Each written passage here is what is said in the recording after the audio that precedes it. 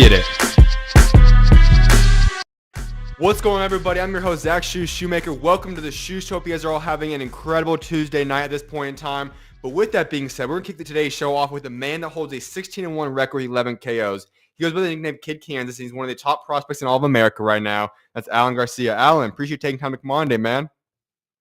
I appreciate you having me, man. If I'm excited. Absolutely, man. Well, first things first, you're just coming off another big win just a few weeks ago now. You guys, Christian Medina, Garcia, on a unanimous decision, 79-73 across all three scoreboards. Now that you've looked through this, I'm sure you watched back the fight a little bit, reflected on it. What's your thoughts on that performance? A great fight, man. A great fight. Got a great coach. We've known him for a while, the coach, anyways. And so when they sent us the opponent, right away I knew who the coach was, and Okay. I just knew it was gonna be a great fight overall. When you look back at that fight, obviously you can always learn some things from the fight. Do you feel like there's something you grew from? And if so, what were some of those things? The whole game plan going into the fight was to box, and as you can tell, that was how it was starting off, was to box and box. Mm-hmm. And he wanted to stay in my grill, and he was looking for that shot, so he just kept looking for that knockout shot, you know what I mean? And I could see that, Right. and right away, my coach told me just box, box, box. And instead of, it was my first fight back with Top Rank after the loss, so Mm-hmm. I got, instead of fighting with this, I started fighting with, you know what I mean? Right. And I just wanted to show people that I am like that I can take the shot and keep going forward, you know what I mean? So just learning. I gotta stay more disciplined to the game plan sometimes. Right. All glory to God, we came out with the win, and we gave the fans a good fight. When you look at that, are you happy with that performance? Like, do you feel like you accomplished what you want to accomplish? Both from, obviously, when you look at fights when you're still younger, you want to get better, you want to develop those fights. Obviously, it's not like a world championship fight yet, but did you feel like you accomplished what you wanted to in that fight? Yeah, I definitely wanted to come back and like I said, show people that I'm still one of those guys. I'm still dangerous, and Right. that I can still make it happen. And I think I went out there, I did that. Mm-hmm. Of course, I did get caught in the second round. Everyone's thinking that it was the uppercut that shook me, but it. He hit me with the uppercut, and I was gonna go in for a clinch, and then Right. he hit me with the shot towards the side of the ear, Mm-hmm. and that was the one that kind of shook me up a little bit. But prior to the fight, I told the referee, "Hey, watch it punch the back of the head." Mm. And in the fight, man, I went back and counted it, and there were so many times that he caught me behind the head. And I remember even in the fight, I told the ref, behind the head. And Mm-hmm. the ref told me, fight through it. And I'm like, that's when I was like, oh man. And so that's when I went to changing the game plan. And instead of just staying on the outside where he could get that shot behind the head, I started hitting and getting inside where he wasn't comfortable. I want to kind of dive into that component of boxing because I know a lot of people just sit down and watch these fights and whatnot, and you guys usually have a game plan going into it. Now, sometimes those game plans work all the way throughout a fight. Sometimes they don't. I think Mhm. that's kind of what you're referring to right now, where you have a certain set plan for that fight. Things happen in the ring. You have to change a little bit. Can you take us to the mentality and the mental aspect of that, and how do you approach that? When do you first of all realize that it's time to change things up a little bit, and then second of that, then how do you kind of adjust in the midst of a fight? Well, that's why you got rounds. It's you go in there with the game plan just off of film, Right. right? Then you get in there, but you also got to remember he's watching film to adjust to you. Right. So you go in there the first couple rounds, it's fill out rounds, and then you see, okay, he's doing something completely different than what he usually does. Mm-hmm. I like, for example, this fight, and we knew he was gonna walk forward, but he wanted to stay in my grill, and so I let him in, and I knew that I throw a lot of punches. I do. And so Right. he, like I said, he was looking for that one big shot. And so my whole thing was just out punch him, out punch him, out punch him, and catch him, work the body, slow him down. I'm a big body puncher. I love working the body. Yeah. And so I feel like that took, that played a big factor in the fight. I kept shooting for the body, landed the double body shots each side, boom, boom. Mm-hmm. And I feel like they slowly wore him down.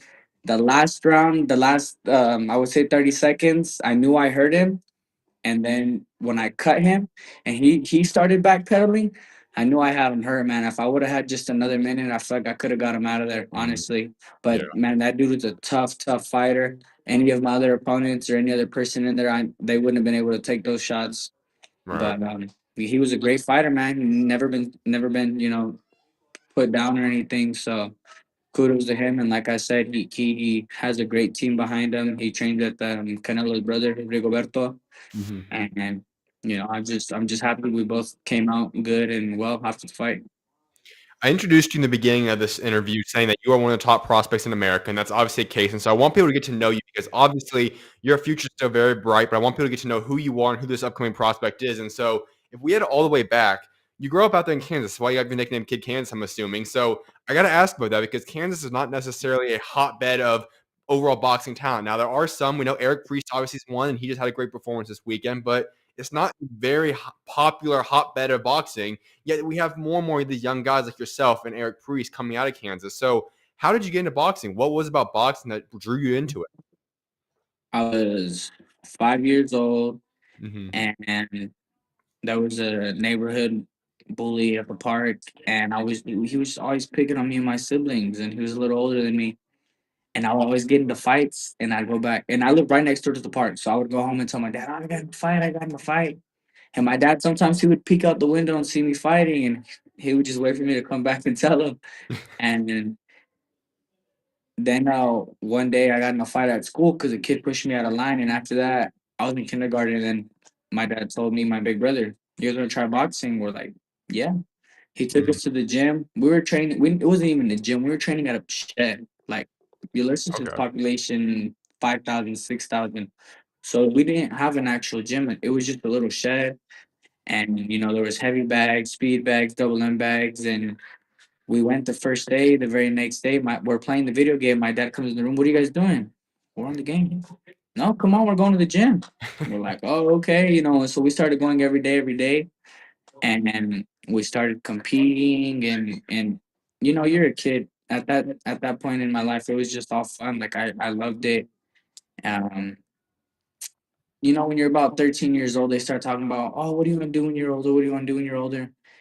And I didn't even have to think about it. I was like, "I want to be a pro boxer." and, Mm. and from there forth, I remember, even like when I wasn't in the gym, I'd be in the basement watching like Brandon Rios and Mikey Alvarado. I would always watch Okay. that fight, and I'd be down there shadow boxing and just stuff like that, and it all carried up into when I was older, just competing and trying to better myself, and once I knew like boxing was what I wanted to do, I started putting my everything into it, and 16 was my last amateur tournament. I turned 17 and moved out to Los Angeles to work with Coach G, and from there it all went up. When would you say it clicked for yourself when you said, you know what, I'm ready to go take the next step? I know that this is not just something that I enjoy anymore. It's something that I know I can pursue. It can be my life. It can provide a living for myself. When did that become a realization for you? I think it all became a realization when I was always the underdog in tournaments. Like you said, Kansas. Like, nobody looks at Kansas and like, "Oh man, these crazy fighters." It's always like Texas, Philadelphia, New York, Right. California, and I would just always the underdog, and I'd be out there beating the bigger guys. I didn't know how to cut weight. I didn't, Mm. I wouldn't cut weight. I would be fighting. My last amateur tournament, I was 16 fighting at 141, and I was skinny.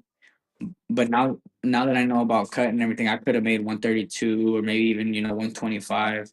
Mm. But just just that grit that I have and had as a kid, it was just something I was really devoted to, and I just felt like I had it, and I feel like I do. You talked about the weight cutting aspect, and I want to ask about that because that's obviously become something I think more and more in the past decade or so, we've seen it become a skill set. Obviously, guys weight cut more than others and whatnot, but obviously, you're talking amateur at that point in time. When you're going through that and you're pushed in a sense to be able to go up there and have to fight against guys that are, much bigger than you, because I know a lot of other guys are weight cutting and whatnot. How much did that make you better now that you look back at it hindsight? Well, it was all up when I got into, like I said, working with Coach G and learning, about cutting and stuff. And when I first got to LA, I was 163, like, and she was Okay. like, "Yeah, we're gonna get you down to 130." I looked at her. I was like, I'm not making 130. Sure enough, she got me down to 130 for my Mhm. pro debut, and just from there, I think it was after my, I would say my eighth pro fight where me myself as an athlete, I started digging into learning about the body, protein, carbs, macronutrients, like Right. all that stuff, and I figured just I started learning out like how much of a factor that really plays. Like I consider myself a pretty big 135, and it's just I just kept learning, doing the best that I can, and now I'm out where I'm at. I said about the intro, you go by the nickname Kid Kansas. Can you take us to the backstory of that? How did that nickname come to be?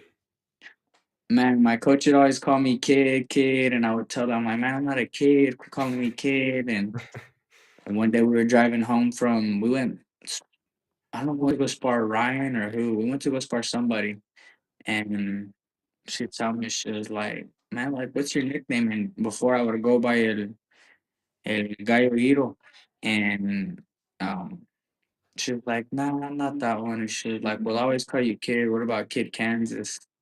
And I Mhm. was like, yeah, I like that. And it just kind of stuck because I always wanted to represent where I was from. And Right. because, like you said yourself, people, there's not a lot of talent that's come out of here, anyways. And Mhm. so I always want to put on and represent where I'm from. For example, after every fight, I come home. I don't go Hollywood or I don't forget about where I came from. I Mm. come back and try to inspire the youth, try to, just do my best as a role model. I want to ask you a little bit more about that aspect because that's something that, like you said, not every boxer, every person wants to go out there and do. You make that a priority to come back home, give back, be a role model, and represent a place in Kansas for yourself. So, what kind of led you to that? Talk about just the inside of your mentality that says, you know what, I want to value my family, I want to value where I'm from, and really place an emphasis on that. Well, I didn't even have to think about it. It's just like Okay. the reason I do what I do is because I love my family. You know what I mean? I do what I do because I want to one day give them everything that we don't have. And we're not. I'm not saying we're like like struggling or anything, but Right. it's definitely nice to be like, hey, let's all go to Cancun or let's all take a trip here or Mm. if my mom's starting up her business, here, mom, here's some money, just to make life a little easier, But Right. for me, at the end of the day, all the materialistic stuff don't matter. It's all so I just try to just chase God and just continue elevating, being the best person that I can be, and just just try to live what we do. I want to ask you a little bit more about your relationship with God because that's obviously a huge thing for myself as well. And so I want to ask that about you. What implemented that into your life? Has that been something you've grown up with? Did it develop over the duration of your life? Or when did you really start taking a prioritization of your relationship with God? So I always grew up in the church. I got Mhm. baptized when I was like 8 or 9 Sure. in a Catholic church, and but we were. It wasn't. You're a kid. It's not really your choice to go to church. It was Right. just like, oh, you're gonna go. You're gonna go, and we would go to church classes and stuff like that. And so, as I got older, um, well, then I moved and everything. This is when I'm not gonna throw his name out there, but he's a professional boxer as well. He started having Bible studies at his house, and we would go. And this is in the year 2021, and I'm like, man, like, yeah, I went to the church that they were going to, Hmm. and it felt good. I felt the like I could say I felt the Holy Spirit, and I had never really felt that. And now that I was a little older, then I got rebaptized because I wanted it to be my choice to devote my life to God and to Mm. to accept Jesus as my savior. And so I did, and a couple months later, after getting baptized, I lost my little brother. My little brother passed away, Mm. and I never once sat there and thought why God, like why, you know. I was just Mm. more of the understanding, but it was a thin line. I was always trying to just figure stuff out, Right. and I'm grateful that I took like that negative situation in my life and try to look at it in a positive outlook, in a positive perspective. And just this year, something just clicked in me, and I wanted to just keep chasing God, Mm, and it's especially with a lot of stuff that's going on. Um, I don't want to be a lukewarm Christian. I don't. And I so I'm love it. trying to be better. I'm trying to be the best that I can. Of course, I'm human. I have my flaws, Yep. but I can say that I'm trying, and I'm proud of how far I've gotten. And Well, like I said, all this fleshly stuff don't matter. It's all about making it into the kingdom. So yep. Well, I want to spend a little bit of time talking about this, man, because the first component you talk about there is you talk about your brother, and there's something that's so many people listening to that. How did you get through that in a peaceful way? How did you do these things? And so many people are going to look at that are not believers. They don't understand the love Jesus has for you and what people are able to go to when they leave this earth. And that's such a hard thing for so many people to fathom. And I understand this obviously never going to be easy. But you talk about that you found peace somehow in the midst of a massive trial and tribulation on earth that can't not be accomplished without the grace of God and without Jesus, in my opinion. And you were able to talk about that. And so I want you to elaborate a little bit more because so many people listening to this will go through something tough in their life. Maybe similar to that, maybe different, but it'll be a tough time. And you talk about finding peace in those situations. How do you do that? And how did you experience that peace and that love from Jesus in that tough tribulation? I'm not gonna be honest. I'm gonna be honest. I mean, I'm not gonna lie. It Mm-hmm. At first I didn't. At first I hurt. It was because my Right. biggest thing about moving is that something would happen to my siblings while I was gone, Mm, and then I was home at the time, and I was in the gym, and I had got the call, and it was just a lot to happen. And at the time I'm 18 years old, so of course I was emotional about it. I was a wreck, and I would just have dreams and stuff, and like just deep thoughts, man. Like I wouldn't go to sleep till like 4, 5, 6 in the morning. I would mm, wake up at like 1 or 2, and then you know go through it again emotionally. But I think a lot of it had to do with like the love people were showing, and like that we did have a lot of prayers coming through, and a lot. People aren't telling you, "Oh, we wish you the best." They're telling you, "Hey, we're praying for you." You know what I mean? And so mm, that plays a big part in it, because people genuinely care, and there's people that are really out there, like I said, trying to connect their life with God. And I think that had a lot to do with it. And um, as far as the boxing aspect, I was going through it, man. Like I said, I was going through it. Um, and Rolando, mm-hmm. Yep. he reached out to me. He was like, "Hey, like, what's up, Alan? How are you?" And I told him, like, I'm here. And he said, "I want you to come out to California, finish camp with me." He was getting ready to fight Austin Dulé before it Okay. had gotten canceled. And I'm like, "Man, I'm not in shape. I can't go spar or anything." And he was like, "Nah, nah. Like, I just need someone to come train with and run with me. Whatever." I was all right, cool. He booked the flight. He gave me a car while I was there. I had my own room and everything. He paid for my meal plans, like Wow. everything, and that put me right back into the game. Like I went back home, and I called my coach, and I was like, "I'm ready." Like, she's like, "Are you sure?" I was like, "Yeah, I'm ready to come back. Give me a fight."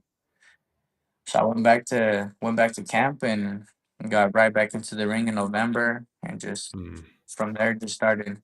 Because one big thing for me is that, like I said, I want to give my family everything before we go. right. And with my brother, I wasn't able to do that, like, because I wasn't making any money at the time. And Mm, so, that's why I always wear him on my back, because I'll always keep his name alive. mm-hmm. And so that was a big thing that played into it. But I'm just I'm just grateful, like I said, that God let me change my situation into something positive instead of going down the wrong road. Right. And that's a huge thing too, because like I said, so many people are going to go through trials and tribulations. And that's something that the Bible talks about. Countless places throughout the verse, every single person we see in the Bible to begin with has trials and tribulations, and they go on and speak about how you're going to deal with those as well. The question is for each person, Are you going to follow Jesus? Are you going to follow him and trust in him? Doesn't mean it's going to be perfect, but are you going to still put your faith and trust and allow him to work in and through you? Or are you going to turn your back on him and go the opposite direction? You obviously we know which way you chose. You chose to follow Jesus to the best of your ability, but that's not the decision that everybody makes. And I get it. It's tough in those situations. Why would Yeah. you trust the king of the universe if he just allows something bad to happen if you don't understand those portions yet? What led you to say, you know what? I'm going to put my faith and trust in you, and I'm going to just go choose your path, your way, even after everything that's happened to me. Faith, man. It's. Mm, I've always read so much about how your faith's got to be stronger than anything. If you don't got faith, you don't got nothing with him. And yep. seeing the miracles that he's worked in my life, there's always going to be rainbow for the rainbow. And Yep. I've seen the quote where you can't ask for rain and not deal with the mud. And Yep. so I've seen what God has done for me, and what he allows me to keep doing. I've had dreams, man, crazy dreams. And it's not just regular dreams that you have. Maybe one day I'll speak about those dreams when I feel like I got a bigger platform. But man, it's just God is good, and I'm Mm, grateful. Like I said, there's a reason I'm at where I'm at today, and it wouldn't be possible without God. I'm able to continue doing what I love, to do it in a healthy way. I'm wiser as a 22-year-old. Like, I'm signed with the promotion of my dreams. And I'm mm-hmm. I'm able to take my family to my fight. Like, it's just so much. People people tend to just pay attention to all the bad things that happen in their life, and they forget to count their blessings. I have a car. Mm, I have a roof over my head. I have right. food in my stomach. I have a lot of my family. I got friends that care for me. I got, what I mean? I Yep. got a big support system. Like, there's just there's endless blessings, and people tend to get too used to their blessings to where they don't learn to appreciate them. They just appreciate, or they just focus on all the bad that's happening to them because it's stuff they're not used to. It's situations they're not used to. But Mm-hmm. sometimes you gotta just trust in God's plan, and trust whatever He has in store for you. Hey, if God says, you know what, you're not meant to be a world champion, that's a tough pill to swallow, but I would swallow it, because like I Right. said, this fleshly stuff does not matter. It does not matter. I'm doing it Mm-hmm. because I love it and I like to provide. But at the end of the day, this stuff does not matter. I always ask God, hey, Lord, if this is your plan for me, open any blessings you have for me and close the doors that aren't for me. And if it's not in His plan for you, then you have to accept that. That's just the way I see it, and the way that my perspective sits on it. Has that mindset always been the mindset for yourself? Have you always had a mindset of saying, you know what, even if this is not my will, I know it's God's will, I'm going to embrace that, or did that take time to develop? That took time to develop for sure. Okay. And more so when I started, you know, I don't know how it happened, but my everyone's on social media. My TikTok started going from just random videos to I have a favorite preacher, and his name's Philip Anthony Michaels. Mitchell, yep. Oh yeah, Mitch. And Hmm. man, that guy. He's always popping up. He was the first to He's start good, popping up yep. and popping up, and then just more and more and more videos. I don't know how it got into my algorithm or what, but it's there, and I'm grateful for it. Because Hmm. even when I feel like I'm slipping up, I don't realize I'm slipping up until a video pops up or a song, something, and then I feel convicted, and I'm like, man, I gotta get back on track. I gotta do Right, better. I gotta want to be better. right. Absolutely, man. Well, I want to get back into your journey, get back into your boxing career. So we head back into this now. Obviously, we talked about your amateur career. You had a good amateur career, and then you decided to make a new career adjustment. At the age of 16, you decided to move on from amateurs, and you eventually go pursue your pro dreams at 17, which is when you debuted. Why did you decide to make that move? Why did you want to make that move at a younger age as opposed to waiting a little bit later on in life? Cause I was 16, losing to people that I didn't even lose to, people I was beating. And Mm, I would sit there, I'm like, man, is it because I'm from Kansas? Like, what's going on?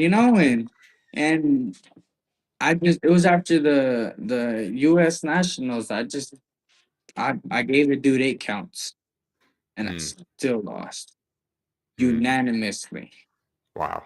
And I was just like, I said, I'm done. If I'm gonna be punching people, I'm gonna get paid for it. I'm gonna start building my legacy now. I don't care if I gotta go to Mexico and start there. And that's exactly what I did. And Mm-hmm. people always try to dog on fighters.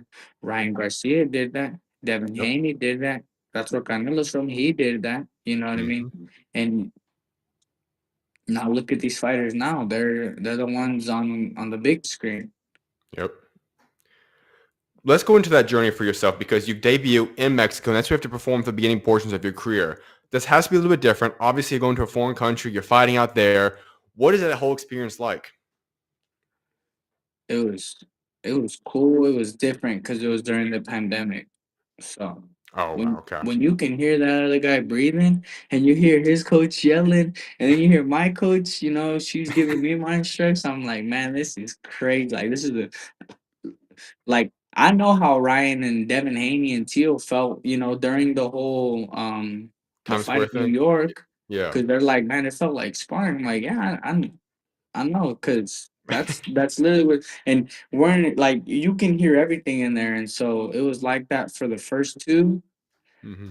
The third fight I went to go fight in Guadalajara, and that guy came out to fight. You know what I mean? You go Mm-hmm. to Mexico to get your feet wet. See what it's all about. But that guy came out to fight. He's coming out to swing, and I broke his nose in the. I don't even remember what round it was so long ago, but I broke his nose, and I was like, man. And that one there was a crowd there, so Okay. it was pretty cool. And then once I started fighting in the U.S. Um, I loved it even more. Then I started building, a fan base. Like I got people that are traveling to watch me fight, and Mm-hmm. I didn't even realize it until like I would be done with the fights, and I go take pictures, and they're like, "Yeah, we came from so and so," and like it's cool. You got people that Mm-hmm. support you and genuinely want to see you do well. They're spending their hard-earned money to see you do what you do and to see you perform. And to me, Right. that it means a lot. It means the world. You talked about the aspect of when you go into these fights and there's no environment. And I know there's a lot of debate when the Times Square card happened. Was that an impact? Was that something that possibly influenced how the results ended up going on that fight? Obviously, we'll never know the exact answers there. But for yourself, though, you've experienced, like you said, a place where there is no crowd and it feels almost like sparring. Does having a crowd impact you as a fighter? Does that bring more motivation, maybe rise your ability to fight in that fight? Or what impact does a crowd have when you are in the ring for an official fight? I think depending on the fighter, it can. Some fighters like Gervonta Davis, he said it himself when he walks out and he hears people excited. He said it pumps him up. And you got Hmm. some fighters, they say when they walk out, they just laser focused. So I think it could have played a factor to the people that are, interacting and they feel the energy of Sure. the crowd. But I don't think every fighter's like that. I think every fighter has their own perspective on that. Me, genuinely, I love it. I like it. I like, hearing the even when I'm in the ring and we hit even if I'm getting hit with a good shot and I hear the crowd, like I like that because it lets me know, that we're doing we're in there doing what we're supposed to do, and that's uh give the crowd a good fight. Now, if I were to ask you this question, if I would have known you were 17 and you made your professional debut, and I would have said, "Hey, Alan, when you are going to be at this point in your life, 22 years old, you'll be 16-1 with 11 KOs," would that have been shocking to you? Is that exactly what you expected to have happened? Do you feel like you've underachieved? How would you have reacted if I would have told you where you were at this point in time? I would have said, "How you know?" Nah. And I would have been like, "Well, I hope I'm 17 and 0." But because Okay. no boxer ever thinks about losing. But Yeah. it's boxing, man. You're throwing punches at each other. You make Mhm. mistakes in the ring, and some mistakes are big mistakes that cost you the fight, and that's just exactly what happened. I made the perfect mistake, and I paid for it. Mm. I want to go into that loss for yourself because so many boxers end up achieving that loss at some point in their careers. And I feel like we're all getting to a point where it's starting to be viewed a little bit better now in the sense of, okay, if you lose, but you improve from it and you're fighting good fighters, whatever, that's fine. But obviously, traditionally from the Floyd Mayweather era, that one is something that nobody ever wants to add to their resume. You're young. You obviously get caught in that fight. Can you take us to the mental aspect of that fight? How did you react to that and the aftermath of that fight? I just remember seeing the punch coming. Mm-hmm. I went to catch and shoot, but when I work with my coach, we work so quick on the catch and shoot that I was too fast for my own good, and I didn't even catch the punch yet, and I went to shoot mine, and bam. Yeah. Next thing you know, I hear the ref counting, and I was like, damn, I'm on the floor. And he caught me right on the money. So I tried to get up, and my equilibrium was way off, and I couldn't beat the count. Mm-hmm. And I remember walking into the back room, and I'm walking through the tunnel, and everyone's like, man, don't worry about it, you're good. And once I walked into the back room, that's when it really hit me because it was just me and my coach. It Right. wasn't no crowd. It wasn't no refs. It wasn't nobody else. It was just me and my coach. And that's where it hit me. And I was just like, man, like I really lost, but I got knocked out. And I was like, it hit me. I texted my dad. He was in the arena. I said, damn, Pops, I'm sad. And he said, I know, dude, but come out here and show the fans the kind of guy you are.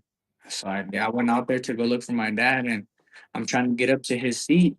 And everyone like, pictures, pictures, pictures. And I'm Mm. taking pictures, and people, man, you're a great fighter. Don't give up. Don't worry about that. Like from everyone, boom, boom, boom, boom.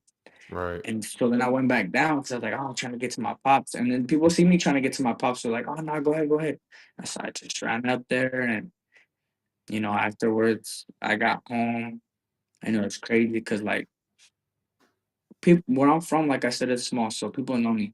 They would Right. see me in like the gas station or the grocery store, and they would be like they'd be hesitant to talk to me or even look at me. They'd be like, "Oh man," and Mm-hmm. it was something I wasn't used to. Like, and I didn't like people feeling bad for me. Like, I'm still human. I still got a whole life outside of boxing. You know what I Right. mean? And like, so it just sucked. And then I was getting a bunch of hate on social media, calling me a hype jobber, they're overrated, or just I was getting emails like death threats and stuff. Like it was just Real wow. crazy. Like yeah, like I got them all on my other phone, and it was just wild. I was getting turned into a meme. They got like millions and millions and millions of views. Like I was just like, people told me stay off social media. Nope. I said I'm gonna go right in there and cool, face it head on. Cause I'm a big believer if you can't change it or you can't do nothing about it, learn to understand, accept, and move forward. It Right. happens. You got so much time to be mad, and then you got the rest of your life to get over it. You Mm-hmm. know what I mean? Especially if you can't change it, get over it. Learn to accept Right. things for what they are. And so, like I said, I accepted it. I feel like it's like a part of my story that's gonna make it even better, and that's up for me to determine. Mm-hmm. And so, like I said, I took it for what it was. I had my comeback fight with 360 Promotions. Shout out to Tom Loeffler for letting me fight on this card. And Mm-hmm. then, Top Rank gave me this last fight, and I went out there, did what I did, and won the fight. I want to ask you about that possible fight because when you talk about your loss there, would that ever be something you'd consider rematching him? Is that on the table? Would you want to get Yeah, back against him? I Would you do. have you moved on, Yeah, or what's your I've already thoughts? talked to Top Rank about that. Okay. So, they for what? They're like, for what? You were beating them. You know you could beat them. You just got Right. caught. And of course, I want the fight, but then I know why they're telling me that. They're telling me, hey, let your ego go. You know what kind of fighter you are. Just and so I'm just like, yeah, but I still want that, of course, but I don't know. Okay. We'll see what goes on the table for that. Maybe because I got a great future ahead of me with plenty of talented fighters. But yeah, like I said, I wanted that fight, and I want that fight. Okay. And I also asked you about this because that was a huge portion. You were up on all the scorecards 40-36 at the point that happened. Obviously, you're a better fighter than him. And when you look at it from that component, obviously you said the moment, probably a week or so after the fight, you're obviously dwelling on that loss or whatever. But now that you look back at it and you realize, you know what? I didn't lose that fight because of the fact that, hey, I'm not better than him. I got caught. It is what it is at the end of the day about that component. Does that help in the realization, the confidence aspect for yourself, knowing that you still are a great fighter, just was the fact that you happen to get caught? Like I said, it's boxing, and I understand you're throwing punches, I'm throwing punches. We're either gonna bang it out or somebody's getting Right. stopped. Like I said, I made the perfect mistake. I learned to understand, accept it, and move forward. It's like I said, all I can do is learn off of it. I can't change the results. I can't Mm-hmm. change what people were saying or anything.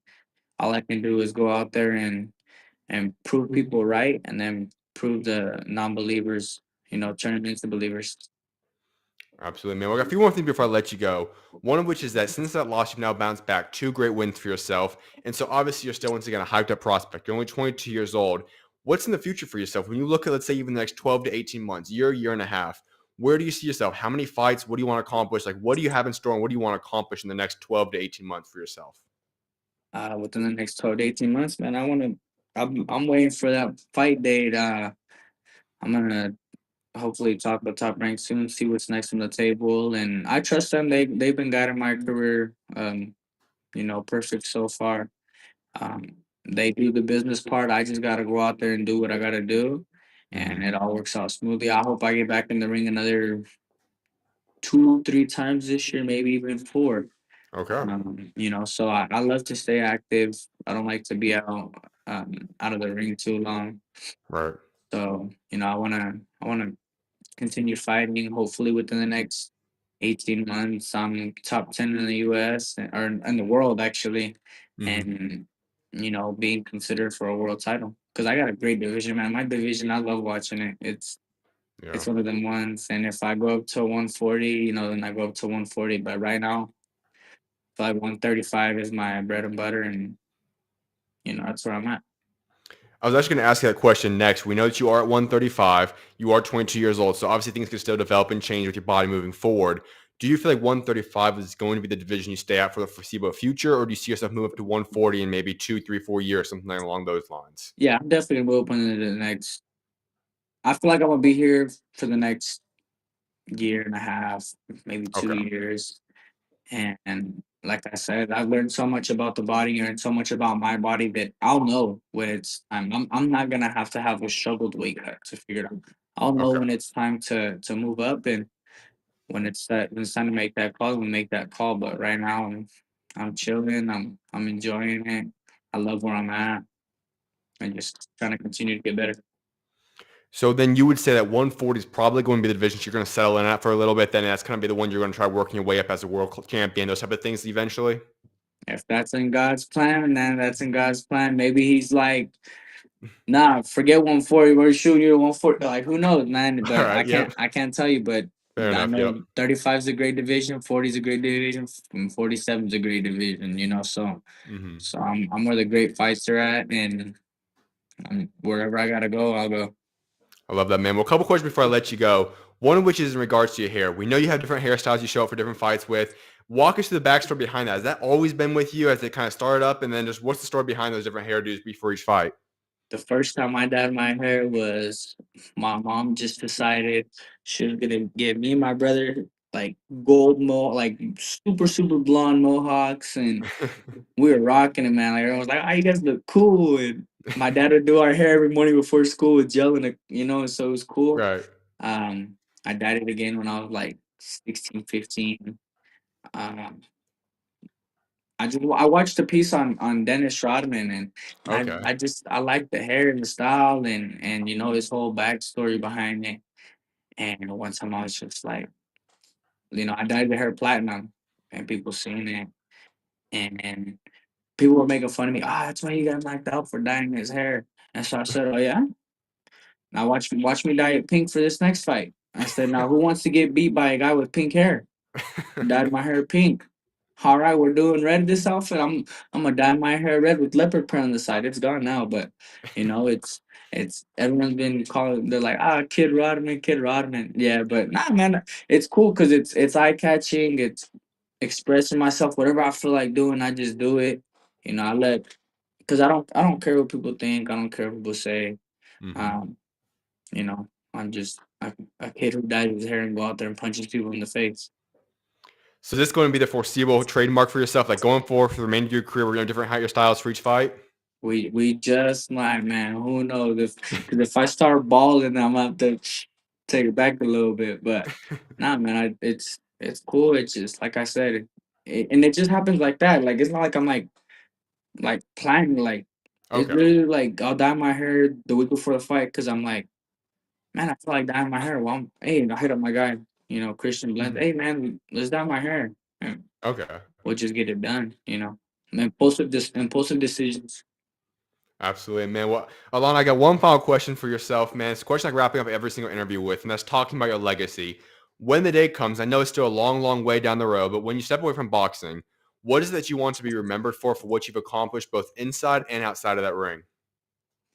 Man, just a kid from Kansas. It's I want to I want to show that,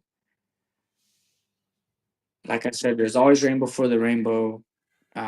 Hopefully, when I get my bigger platform, I'll be able to help guide the youth and the older into the right direction, and just using my platform to talk about what I need to talk about, and Mhm. just leaving the legacy of a great grateful fighter, one like a old style fighter, like the like the Julio Cesar Chavez, the Meldrick Taylor, like the guys that went out there and fought Right. and bit down, and I'm so grateful for the last ref, like that.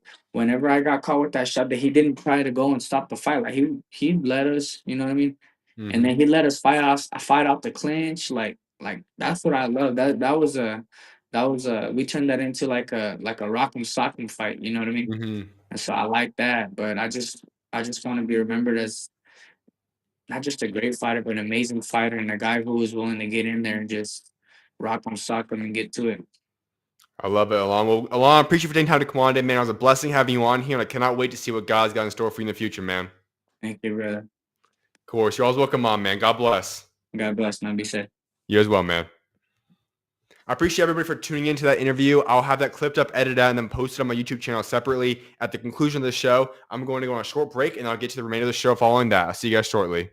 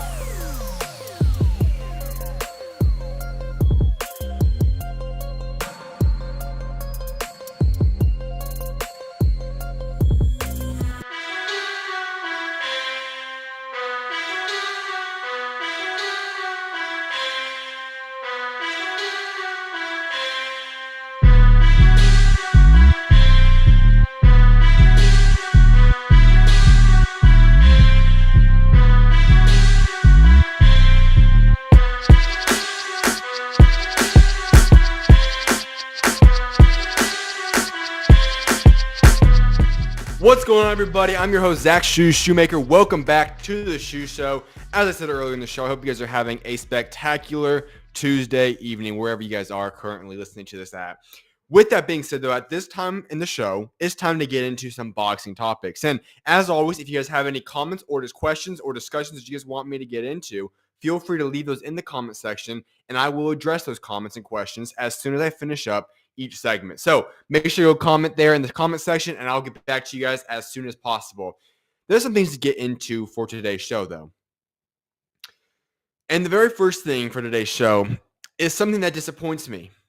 When I was outlining and preparing this show last night, I actually, believe it or not, had a point when I was about ready to go be excited about a mega fight that got announced. I was ecstatic. And not only that, but I actually, for the first time in a very long time, since probably he won on Times Square card, I was not going to condescend Teofimo Lopez because he finally agreed to the fight that he should have agreed to begin with. As of last night, Devin Haney versus Teofimo Lopez was official for August 16th in Saudi Arabia.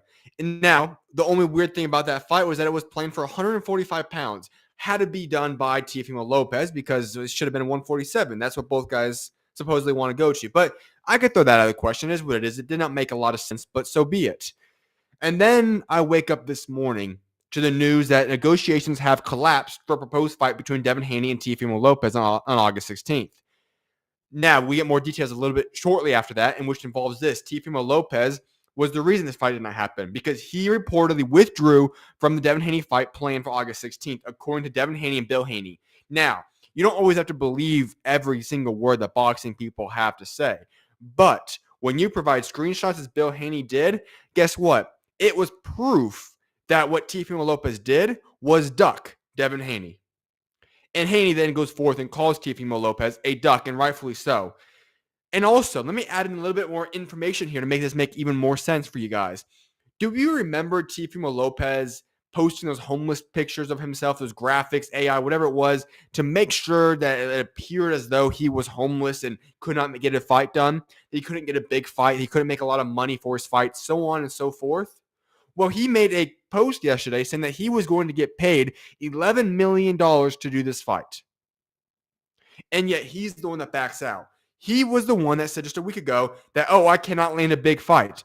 And yet he pulls out of the big fight. And it leads me to this point. I don't think I have ever seen somebody self-sabotage themselves this quickly in the manner and way and efficiency that Teofimo Lopez has done over the duration of the past few weeks. He has been unable to stay out of the news, and the only thing he can do is stay in the news for negative things. Each and every single one of those negative things have been detrimental points to his career.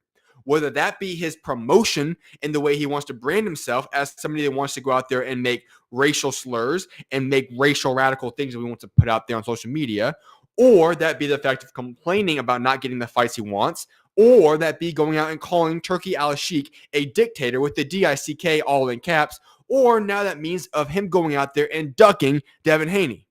Because listen, there is no other word than what Teofimo Lopez just did to Devin Haney, other than the word D-U-C-K, duck. He was ducking Devin Haney to the full extent. And it's quite embarrassing, might I even add. You have this ability where you believe that you can go compete with the likes of a Boots Ennis.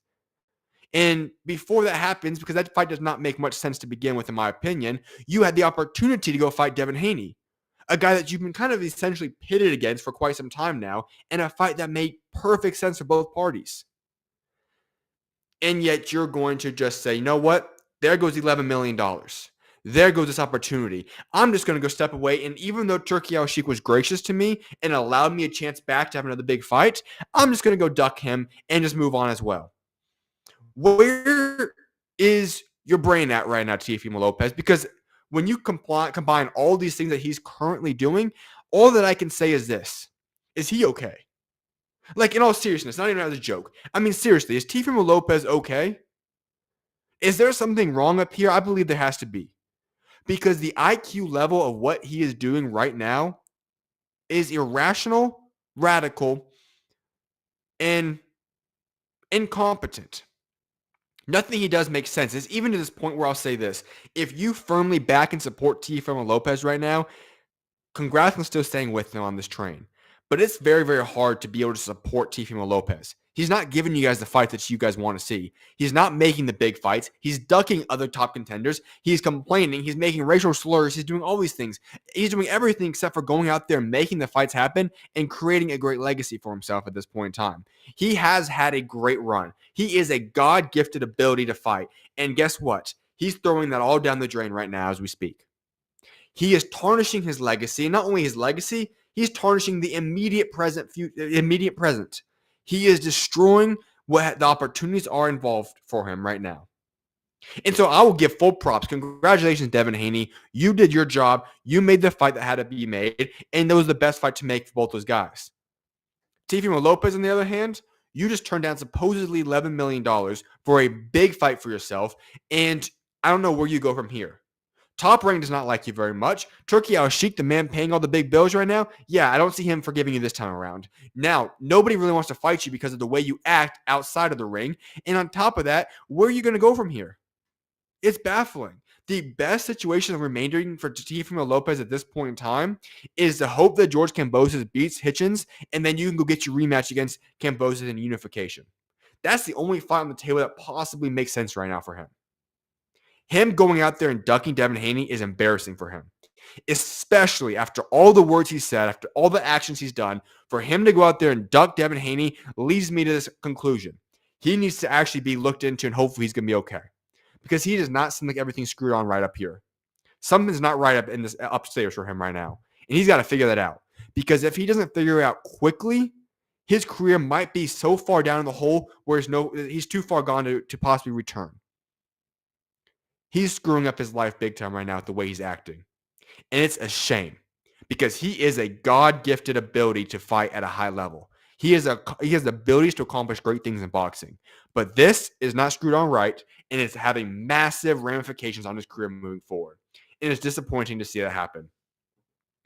Let's hop into some other things. And actually, let me add on one more thing there.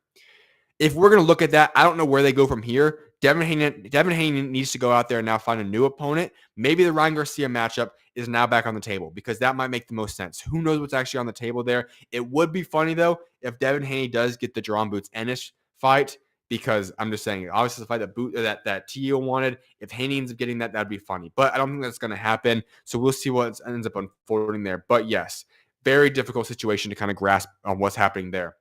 I bragged about Yolandes Hernandez yesterday because he had quite the performance on Saturday. A performance that made a statement in the middleweight division. And now reports have come out that he is now targeting Janibek for his next fight. Let's book that fight, folks. Janibek has been complaining that for some reason, Carlos Adames does not want to unify with him. And for whatever reason, Laura also does not want to reunify. And so Janibek's been in a tough predicament.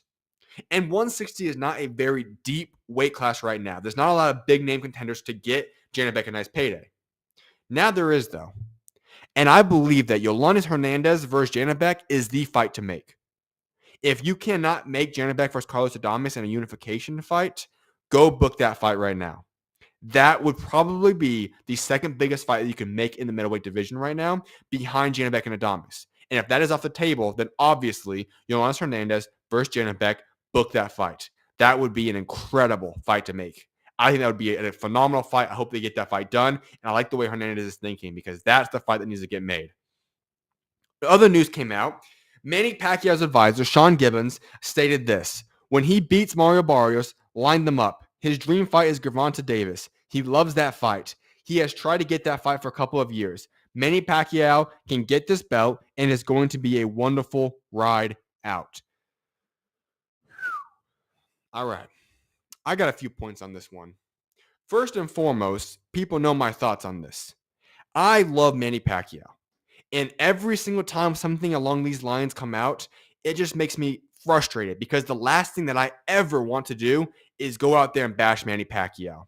He is a legend of the sport. He is an icon. He is somebody that has given the sport so much, and so much to the fact that he, in my opinion, deserves to ride out of the sport without major injuries. He deserves retirement. He's going to be in the Hall of Fame in a couple of weeks, and massive hats off and salute to him. I don't like him coming back to boxing for multiple reasons. Health is the biggest one. Secondly, him not winning a fight in 2019 and getting a world championship fight does not make a lot of sense to me.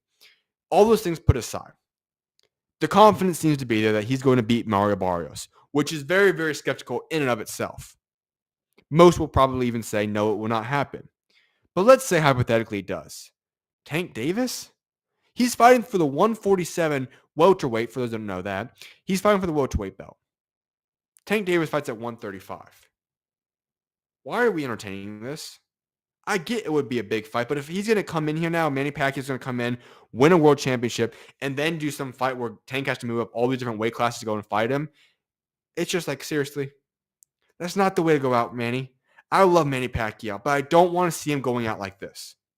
We don't need the welterweight division turning into a circus show. We already have this fight being made and happening. We don't need to have Manny Pacquiao trying to fight Tank Davis next. And if that fight were to happen, I don't even want to go down predictions. I just hope it does not happen. But I will say on the flip side of this, if Tank Davis even entertains this fight and his next two fights are possibly Jake Paul and Manny Pacquiao, this sport is in a big problem.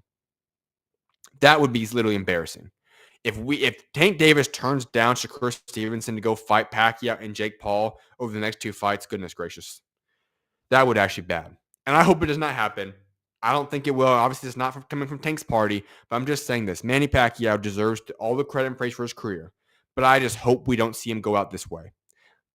If he has to do this fight, it's already booked. It is what it is. Get it over with. Move on from boxing. Retire as the oldest champion. All the different things you want to accomplish in this fight. Get it over with, and then move on from the sport. That's what I hope ends up unfolding here. O'Shaquie Foster and Stephen Fulton have struck a deal for a WBC junior lightweight title fight. Fulton, the WBC champion at featherweight, will move up to junior lightweight as he seeks to become a three-division champion. The fight is expected to land on August 16th. Gervonta Davis versus Lamont Roach, the second undercard. All right. This is huge news right here, folks, and I want to go into this a little bit more. What was the first thing I was going to say? All right, yes. My apologies on that one. That is the fight that needs to happen. I love that fight, and it felt like this was the fight that was going to get made for so long, and we've been talking about this fight for so long, and it was almost as if we got to the point where we already knew that Stephen Fulton was not fighting at 126 any longer, but to have it be officialized, and we're going to have O'Shaquie Foster, Stephen Fulton, and a fight for a world championship at 130, beautiful matchmaking. That is the fight to make, a massive fight, and a fight that I'm excited for. That was the fight to make. I think it's a perfect situation, a great fight, and have that be the co-main on August 16th, which obviously plans have changed. As of yesterday, we were going to have the Devin Haney and Teo card, and then the Tank and Lamont Roach rematch coming right after that one. Would have been perfect. Who knows what's going to happen in Saudi Arabia now? But what we do know is that, listen, O'Shaquie Foster, Stephen Fulton being the co-main event for Tank Davis Lamont Roach rematch, that card is going to be beautiful. So I'm excited for that one. I'm glad they got that fight made. Joseph Parker has shared with the ring his intentions to fight Alexander Usyk, who he believes the best heavyweight of this generation. He says this, and I quote, "I would love the opportunity to test myself against him. I do believe that. At the moment, he is the best fighter or the best heavyweight in our generation." Parker currently holds the WBO interim belt and is the mandatory challenger for Usyk's world title. That is the fight that I hope happens. Now, everything comes down to what happens on July 19th. If Usyk goes on to win against Daniel Dubois, become undisputed, Usyk will have the keys to the belt. He's going to choose how to ride out. If he so chooses to go out there and fight, the winner of Tyson Fury or Anthony Joshua, as he said he'd like to do before, or fight Joseph Parker, either one is what he wants to do at the end of the day. He's earned that right. As a boxing fan, the one that I hope happens is Joseph Parker versus Usyk.